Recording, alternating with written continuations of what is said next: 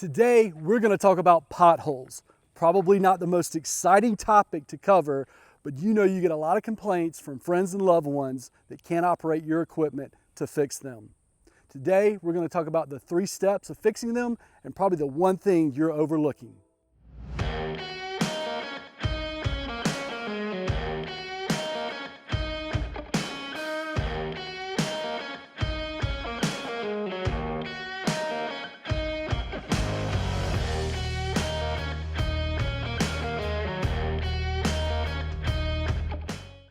Hi everyone, I'm Mike Usser with Southland Organics. Alan's probably scuba diving somewhere in the Caribbean, which is why I'm filling in today.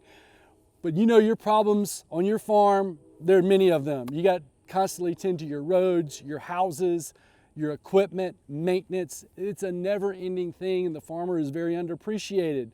One thing we have to do is play road maintenance crew. I'm out here and I don't have as many roads as you guys do, but there's just a lot of it to constantly maintain. With all this expensive equipment around, my wife is always curious at why is it always not in perfect shape. Potholes, they form. How do they form? What do we do to fix them? The number one thing to know about a pothole is what causes it is water. It's simply water displacement. And the number one thing people overlook is breaking up or ripping out the pothole. Our tendency is to come in here to something that's been displaced and fill it back in with more aggregate and pack it back down. But the number one thing you have to do before that is rip it out. Totally rip out the hard pan and create a much bigger hole. Simply put, potholes are caused by water. Groundwater seeping up, but most likely it's rainfall that doesn't fully drain and it settles in the aggregate material. And as it gets hot, cold, expands, contracts, you get displacement of the aggregate and it starts to bubble up and form unevenly. So you get wear patterns in here that literally bubble up the top aggregate and it forms an outer compaction ring. So always think of a pothole in terms of a ring. That ring must be broken up in order to ever be repaired. You know how you see potholes forming in the same place time and time again? It's simply because the outer compaction is different from what you tried to fill it in with. So 3 steps: break up, fill in, and level off. I'm sure you guys do the latter two, they're common sense, but ripping out a pothole and before you putting it back together is the critical step. So I'm sitting here with a ditch witch, which is probably laughable to you guys because you don't have a ditch witch. Why would you have it? You have skid steers, you have tractors. There's many things that we use to fix our roads. Most common implement is a box blade. Box blades are great. I love them. Put on the back of the tractor, you can take care of a lot of roads quickly. Skid steer bucket, very powerful, does the same thing. I brought the ditch witch out here with a tooth bucket today to simply illustrate that while I'm not going to do this by hand, it could be done by hand with a mattock to really break it up and rip it out. Once we break it up and rip it out, we're going to pack in the same aggregate back in there and then top it off and smooth it out and drive over it a few times with this or heavier machinery. Of all the exciting grading videos on YouTube, this isn't that, but it is very practical. So what we have here is probably a 2 foot by 2 foot pothole, and then this one has been forming and jarring our teeth for a couple of weeks, and it's gotten longer and it continues to get longer as water starts to run. So simply put, I'm going to come over here and rip this out. It's 2 by 2 and I'm going to rip it out at least 4 by 4. You always want to get double the size of the hole to really get the compaction layer dispersed when you go to lay it back in. So we're going to rip through and we're going to cross rip. We're going to rip one way and rip another way.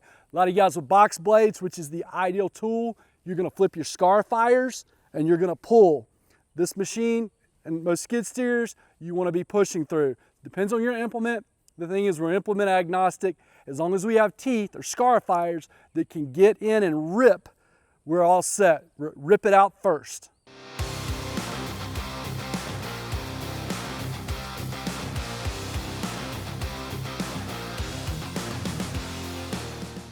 Okay, there is little to no doubt that I was able to rip this up even with a 38 horsepower, 2,000 pound machine.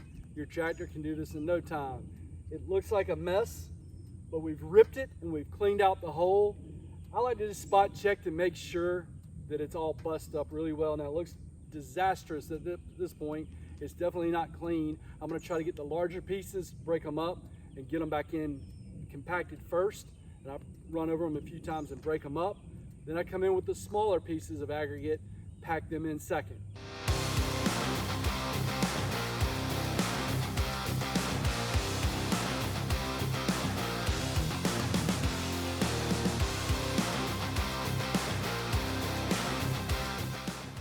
Okay, at this point we're probably sufficient. We've ripped it out, we've put the aggregate back in, and we've packed it in.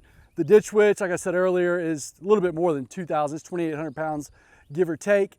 We're running about 5.2 pounds per square inch on the tracks.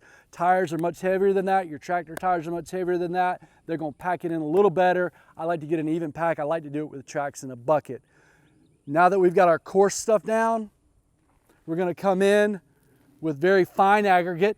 Instead of ordering more gravel or anything else, I just have a load of M10 granite dust on the farm. I'm gonna top it in, smooth it out, track it in one more time, and we should be all set doing potholes in recycled asphalt with a ditch witch, proving that you can do it perfectly well if you rip it out with your scar fires on your box blade.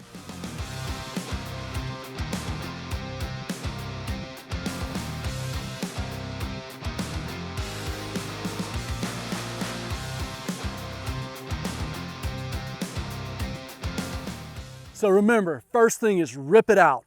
Rip, fill, pack. It's as simple as that. As always, we are so thankful for your time. Thank you for spending time with us today. As always, contact us at southlandorganics.com, 800-608-3755. You can reach Alan at southlandorganics.com, or I'm Mike at southlandorganics.com. Thank you.